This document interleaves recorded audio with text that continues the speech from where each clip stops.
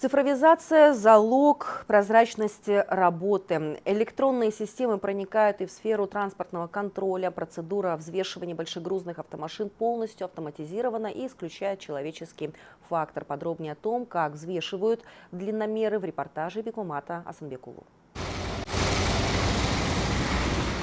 Территория Кыргызстана на посту Актилек для водителей больших грузов начинается с досмотровой арки. Аппарат измеряет габариты, взвешивает и сканирует фуру. Данные поступают на компьютер инспектора. При этом машине не нужно даже останавливаться.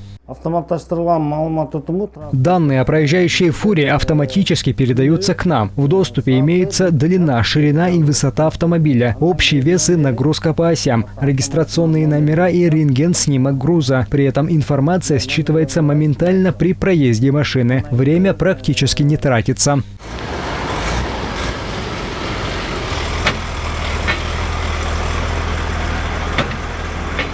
Перегруженные машины разрушают дорожное покрытие, особенно в жару. На пункте транспортного контроля осевую нагрузку проверяют уже детально.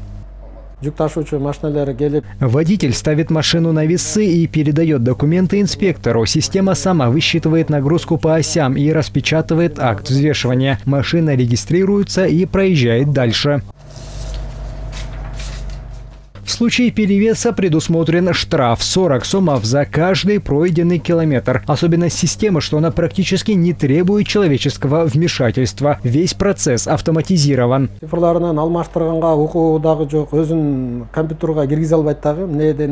Если водитель нарушил правила, инспектор по сопроводительным документам вводит в систему, сколько километров тот проехал с перегрузом. Компьютер сам высчитывает сумму штрафа на акте взвешивания. Инспектор больше никоим образом не сможет изменить данные единой информационной системы.